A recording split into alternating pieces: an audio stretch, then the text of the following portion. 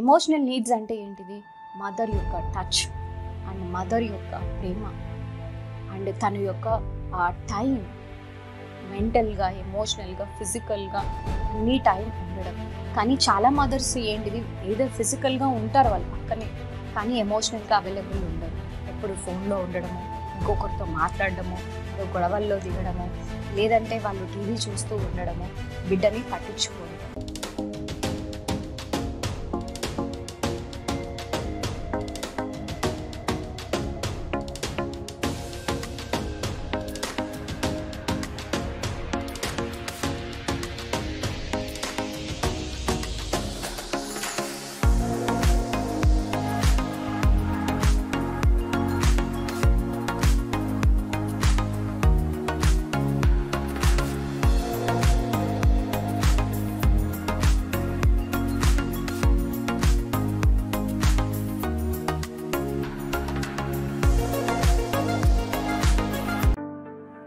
ఈ రోజు మా 8 lakhs పేమెంట్ వచ్చింది మేడం. ఈ రోజు ఎవరికి? మీకా?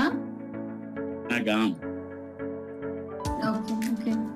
8 lakhs అవును. ఓకే, మీరేనా అది పెట్టింది ఫోటో? నేనే పెట్టింది. Okay okay okay, congratulations. అందరికీ నమస్కారం. నేను మీ మ్యాజికల్ మంజుల, మేనిఫెస్టేషన్ కోచ్. ఈరోజు మనం 6 రకాల మేనిఫెస్టేషన్ బ్లాక్స్ గురించి మనం తెలుసుకుంటాం. ఇది ఒక్కొక్క స్టేజ్లో మనకి క్రియేట్ అయ్యే బ్లాక్స్. ఇవన్నీ ఈ బ్లాక్స్ మనకి మేనిఫెస్టేషన్ కాకుండా మనకి ఇబ్బందిని క్రియేట్ చేస్తుంటాయి. ఎప్పుడైతే మనం ఈ బ్లాక్స్ని క్లియర్ చేసుకుంటామో మేనిఫెస్టేషన్ అనేది చాలా సులువుగా జరుగుతుంది.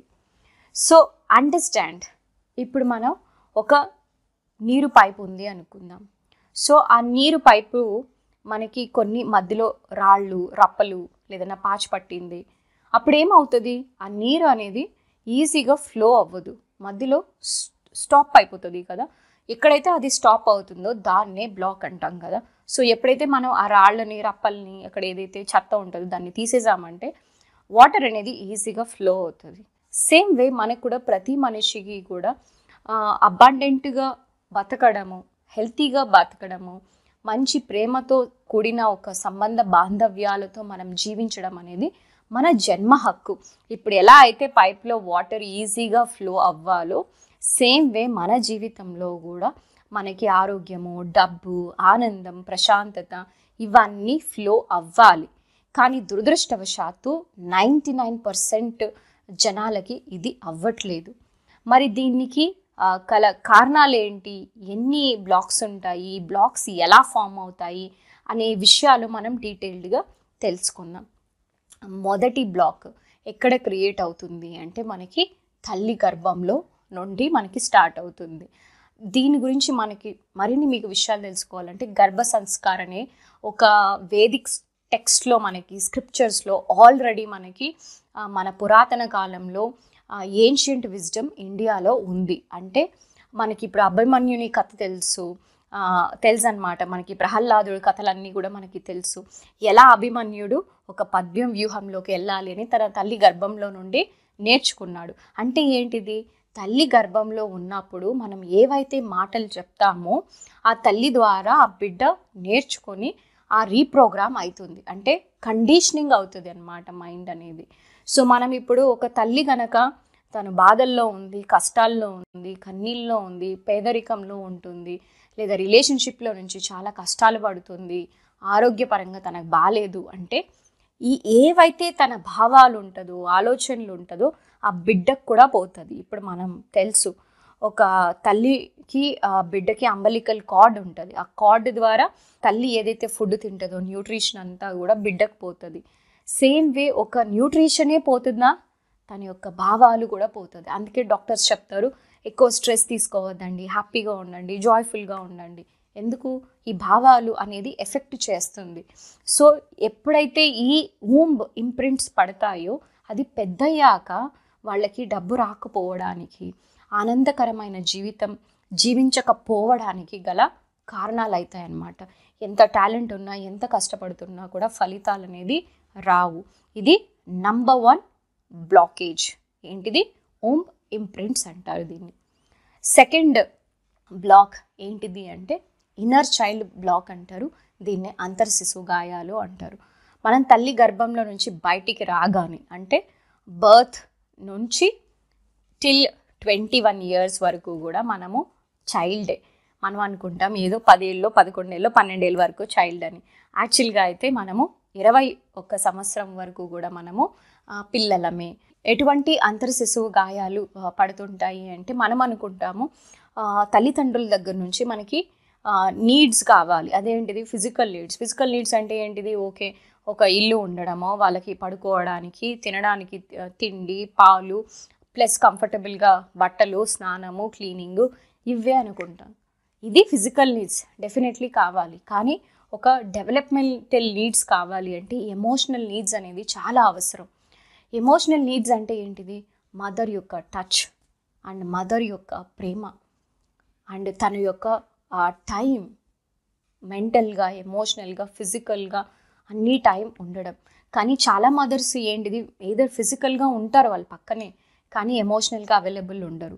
ఎప్పుడు ఫోన్లో ఉండడము, ఇంకొకరితో మాట్లాడడము, ఏదో గొడవల్లో దిగడము, లేదంటే వాళ్ళు టీవీ చూస్తూ ఉండడము, బిడ్డని పట్టించుకోరు. సో ఇప్పుడు మీరు ఇమాజిన్ చేయండి, నేను ఇప్పుడు మీతో మాట్లాడుతున్నా, మధ్యలో నేను మీతో మాట్లాడేది పక్కన పెట్టి నేను ఫోన్ చూస్తున్నానంటే మీకు ఎలా అనిపిస్తుంది? అరే ఏంటిది ఈవిడ నన్ను పట్టించుకోవట్లేదని. మీరు ఇప్పుడు ఇంత పెద్దవాళ్ళయ్యే మీరు ఇలా అనిపిస్తే, మరి ఒక చిన్న పసి బిడ్డ ఎవరు తెలియదు తనకి, ఒక తల్లి మాత్రమే తనకి తెలుసు ఈ ప్రపంచంలోకి వచ్చాక, తల్లి తండ్రి.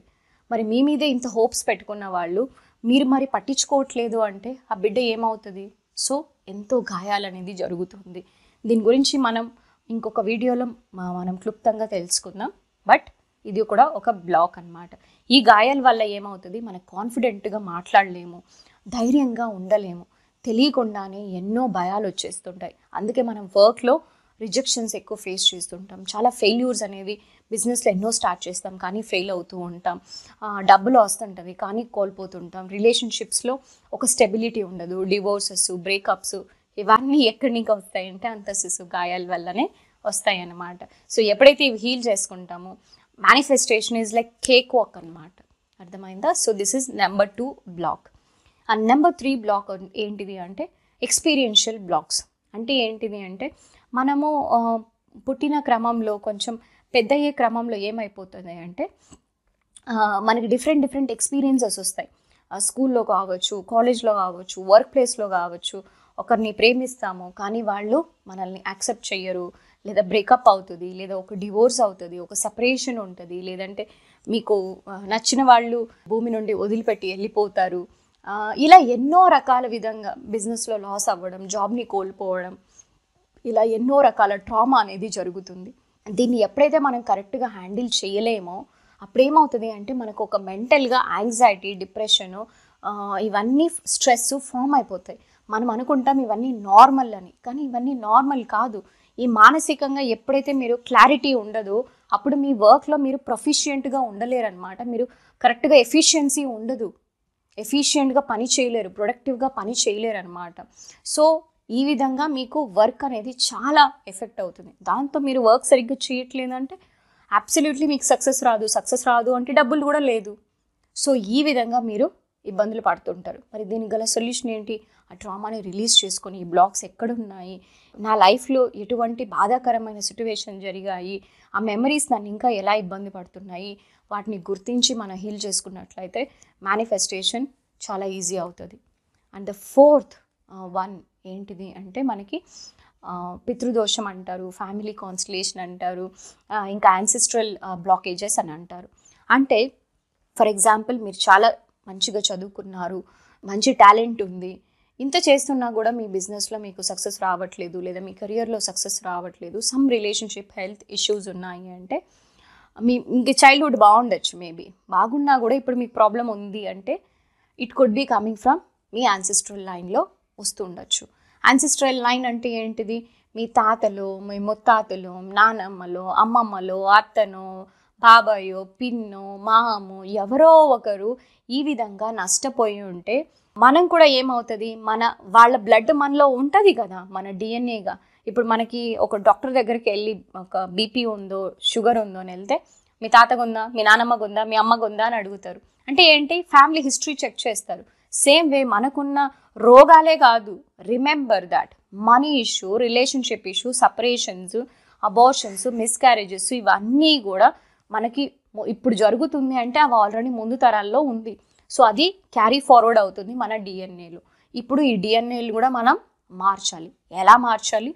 Through reprogramming your mind. ఇవి కూడా పాసిబుల్ అవుతుంది through family constellation, a beautiful concept. So ఇది కూడా మేము నేర్పిస్తాం అన్నమాట. సో దీనివల్ల కూడా మనం ఈ బ్లాక్స్ని క్లియర్ చేసుకోవచ్చు. ఈ దారి అనేది మీకు ఈజీ అవుతుంది మేనిఫెస్టేషన్ చేయడానికి. ఈ బ్లాకేజెస్ అన్నీ కూడా మనం క్లియర్ అవుట్ చేసుకున్నామంటే మన దారి అనేది మనకు క్లియర్గా ఉంటుంది. అండ్ దెన్ మనకి ఫిఫ్త్ తీసుకున్నాం. ఫిఫ్త్ది ఏముంటుంది మనకి బ్లాక్ అంటే పాస్ట్ లైఫ్. అంటే మనకు తెలుసు గత జన్మలు, కర్మ సిద్ధాంతం గురించి మనం అందరూ కూడా తెలుసు అనమాట, నేర్చుకున్నాం, విన్నాం ఎక్కడో ఒక దగ్గర. అదేంటిది, ఇదంతా నా కర్మ, ఇదంతా నా తలరాత అంటాం కదా.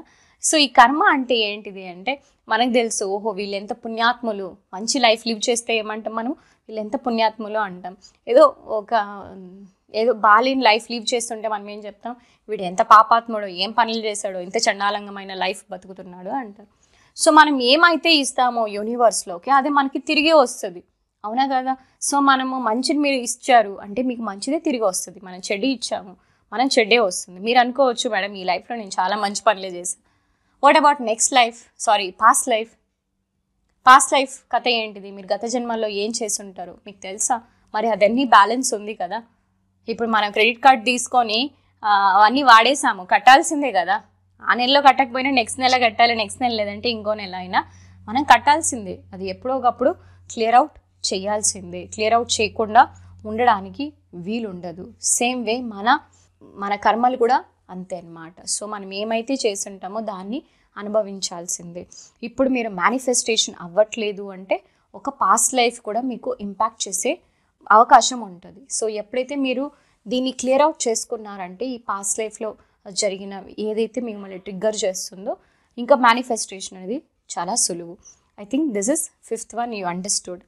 సిక్స్త్ బ్లాక్ అదేంటిది అంటే మన ఇంటర్ లైఫ్ అంటారు, లైఫ్ బిట్వీన్ లైఫ్స్ అంటారు. ఇదేంటిది అంటే మనకు తెలుసు పోయిన జన్మలో మనం చనిపోతాము, చనిపోయాక ఎక్కడికి వెళ్తాము, పైలోకాలకి వెళ్తాం కదా. ఇప్పుడు చనిపోయినా కూడా పైలోకాలకే వెళ్తాం. సో ఇప్పుడు మనం బ్రతుకున్నాం కాబట్టి గత జన్మ గురించి మాట్లాడుకుందాం. గత జన్మల్లో మనం చనిపోయాము, తర్వాత ఎక్కడికి వెళ్తాం, పైలోకాలకి వెళ్తాం.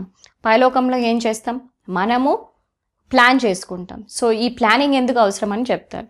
ఇప్పుడు ఒక సింపుల్గా మీరు ఒక ఇల్లు కట్టుకోవాలనుకోండి, ఏం చేస్తారు, ఒక ప్లానింగ్ చేసుకొని వస్తారు కదా, బ్లూ ప్రింట్. సేమ్ వే మరి ఇప్పుడు మనం ఒక 100 ఏళ్ళు ఆ పైలోకాల నుంచి ఈ భూలోకానికి వస్తున్నాము అంటే ప్లానింగ్ లేకుండా ఎలా వస్తాము?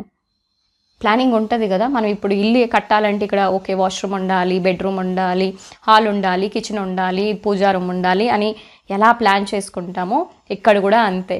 ఓకే నేను ఏ ఊర్లో పుట్టాలి, నేను ఏ తల్లిదండ్రులకు పుట్టాలి, నా పేరేంటిది, నా హైట్ ఏంటిది, నా కలర్ ఏంటిది, నేను ఎంత చదువుకొని ఉండాలి, నా ఫైనాన్షియల్ పరిస్థితులు ఏంటిది, నా రిలేషన్షిప్ పరిస్థితులు ఏంటిది, నేను ఎవరిని పెళ్లి చేసుకోవాలి, ఎంతమంది పిల్లలు కనాలి, అన్నీ ప్లానింగ్ అక్కడే జరిగిపోతుంది. అండ్ ఎవరెవరు నా తల్లిదండ్రులు, ఇవన్నీ సోల్ కాంట్రాక్ట్ కూడా అవన్నీ జరిగిపోతుంది.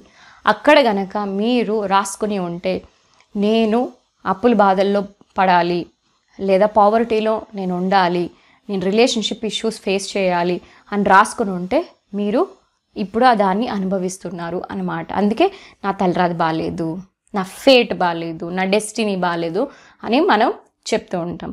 కానీ గుడ్ న్యూస్ ఏంటంటే ఇది మనం ప్రతిరోజు కూడా చేంజ్ చేసే అవకాశం అనేది ఉంటుందన్నమాట. మనం కాన్షియస్గా దీన్ని తెలుసుకొని మనం ఒక మెంటర్ దగ్గర దీని గురించి నేర్చుకున్నాము అంటే మన తలరాతని మనమే రాసుకునే అవకాశం అనేది ఉంటుందన్నమాట. ఈజీగా మీరు చేంజ్ చేసుకోవచ్చు. సో ఇలా ఈ 6 టైప్స్ ఆఫ్ బ్లాక్స్ని మనం క్లియర్ అవుట్ చేసుకున్నాము అంటే మేనిఫెస్టేషన్ అనేది చాలా సులువు. మీరు కనుక మేనిఫెస్టేషన్ గురించి మరిన్ని విషయాలు నేర్చుకోవాలి అంటే ఈ Sunday free manifestation master class ఉంది, మీరు జాయిన్ అవ్వచ్చు. దానికి ఒకటే రిక్వైర్మెంట్, కింద కమెంట్ బాక్స్లో ఉన్న గూగుల్ ఫామ్ ఫిల్ చేయండి, మా టీం మీకు జూమ్ డీటెయిల్స్ పంపిస్తారు. ఇన్ కేస్ మీకు ఏమైనా ప్రైవేట్ కోచింగ్ కావాలి నా దగ్గర నుండి, ఇంకా త్వరగా మీ గోల్స్ని మేనిఫెస్ట్ చేయాలి అనుకుంటే పైన నంబర్కి కాల్ చేయండి. అపాయింట్మెంట్ కోసం మీరు నాతో అపాయింట్మెంట్ తీసుకొని వర్క్ చేయొచ్చు. Okay, thank you so much everyone. Take care.